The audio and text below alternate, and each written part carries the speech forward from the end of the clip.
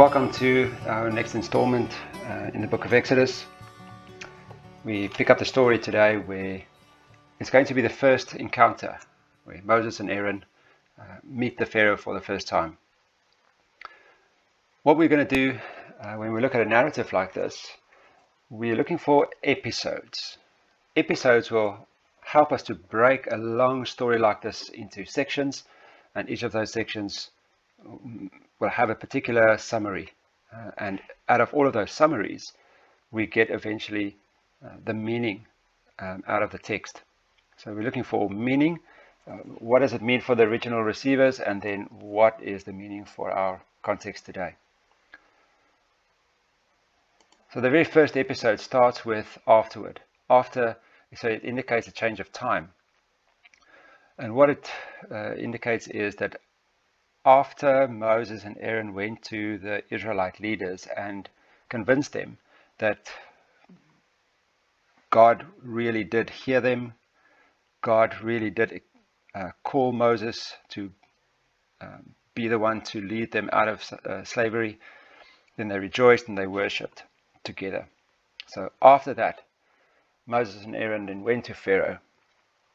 And what we're looking for in a story like this again is repetition or a change in who is speaking, because this really is one long dialogue.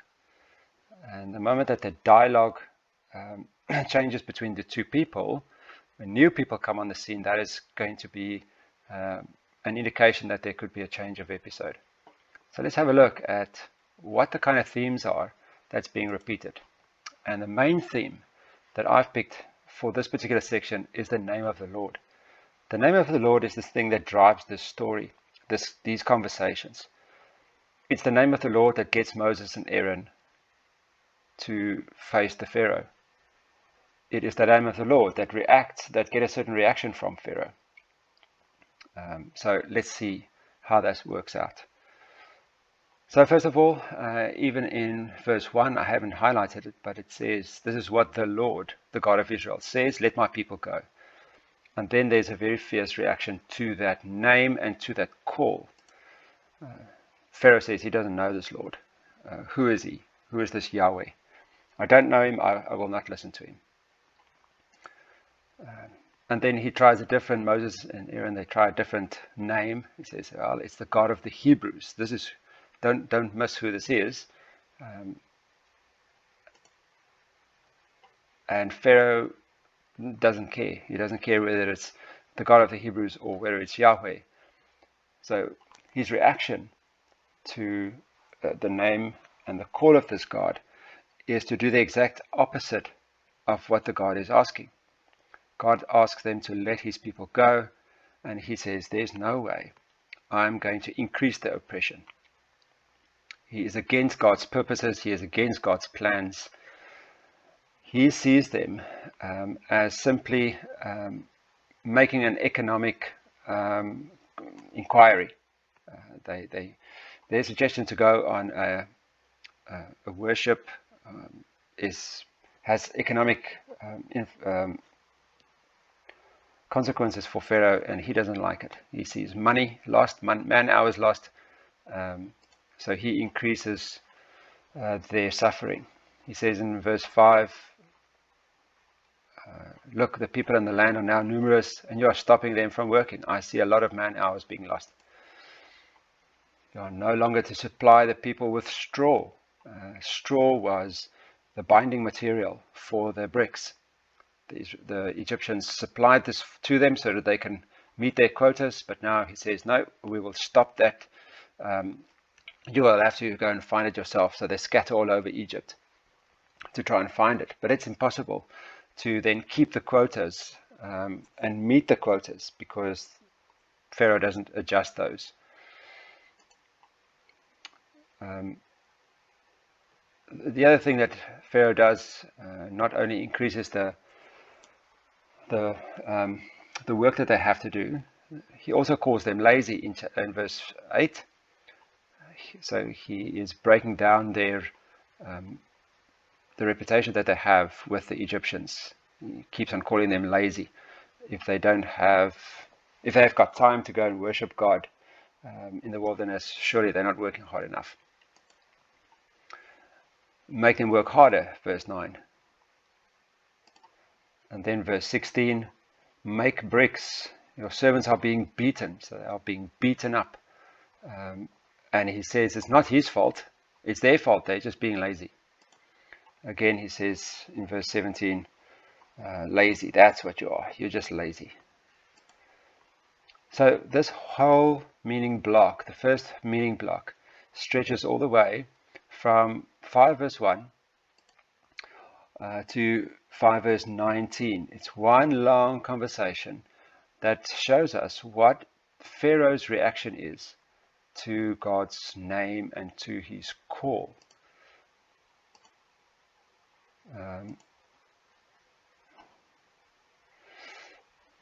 So what we can see is we summarize this meaning block as Pharaoh does not know the Lord. And because he doesn't know the Lord, he reacts very strongly against his name, and he does the exact opposite of what God is requiring. So this is episode 1. As you can see, episode 1 next to chapter 5 verse 1. And this is what that episode is all about.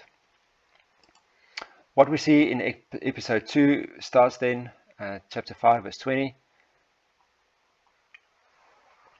when a new conversation is starting. It's a short conversation between, actually it starts in chapter 5 verse 21, the conversation between the leaders of Israel and Aaron and Moses.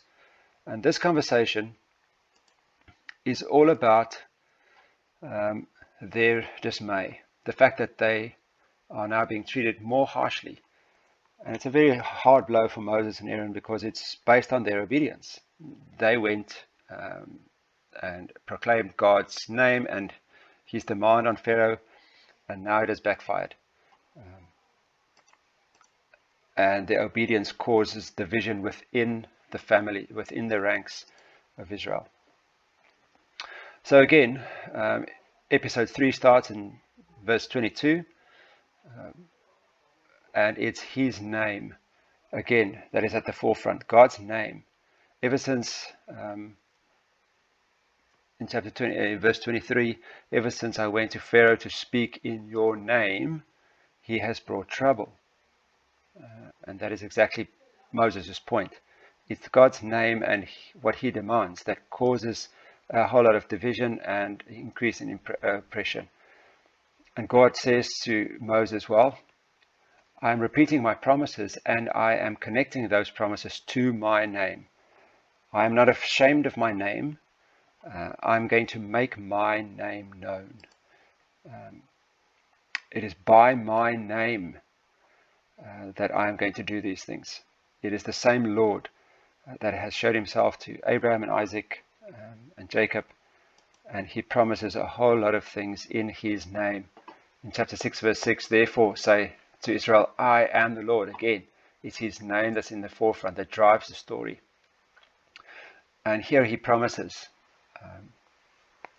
the Israelites, I will take you as my own people and I will be your God. Then you will know that I am the Lord your God. They will know through the fact that he is going to save them that he is God. They will know his name and what he's capable of and who his character, what his character is. Again, his name is being repeated in verse 8, in verse 12, verse 13. It jumps to verse 29. And also chapter 7 verse 5. And here is the crux. In the beginning of the story, Pharaoh says he does not know God's name. And here in chapter 7 verse 5, God promises that through his acts of salvation, the Egyptians will know that I am the Lord. They will know who Yahweh is. He takes it upon himself to declare that name. So episode 3 then is again the whole last part of the story, It goes up until chapter 6, verse 13.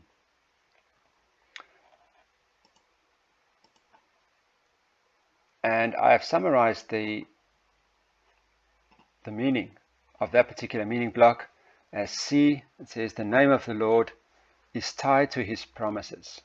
Twice in this section and in chapter 7, verse 7, God repeats his promises and he connects them. He keeps on connecting them to his name. The last part of this chapter and this passage runs from chapter 6, verse 28, all the way to chapter 7, verse 7. Again, it's a repetition of, it's a continuation, actually, of the discussion between Moses and God. God again promises that he will save his people. He will make sure that Pharaoh knows exactly who he is. So the summary of the last part of the passage is the name of the Lord will be made known to Egypt. I've called it C, the same as the third meaning block, because I think it's the continuation of the same passage. There's a section from chapter 6, verse 14 up until 6, verse 27, that is an interlude where the author, probably Moses, puts in his own genealogy. I'm not going to talk about that too much, just to say that it has 2 points. The first point is to highlight the fact that Moses is a real Israelite. He is from the line of Israelites. He is in the line of the Levites even. He is a legitimate person to be able to lead his own people away. And it's also for the readers just to know that he is a normal person. He's not royalty in any sense, but he is an Israelite, born and bred. The other thing that this does is it heightens the story's suspense line. It keeps the reader in suspense. It moves the story out a little bit so that whoever reads this is more anxious as to what is going to happen. Because the story, if you take that out, then you can easily keep on reading the story from chapter 6, verse 13, and just go to chapter 6, verse 28, and the story just continues. So that is sort of a literary method to build the tension. What we see here is that God is on a mission to make his name known. And he takes it upon himself, but he uses people like Moses, an ordinary fellow, but that he chose. And in the same way, we have to ask ourselves if that is the mission of the church of the Old Testament, surely it's also the mission of the church today. We are also to make God's name known. And more particularly, if we look at John 17, we have to make Jesus Christ's name known. God takes it upon himself to do that, but he uses ordinary people like you and me to do that. May God bless us in joining him in his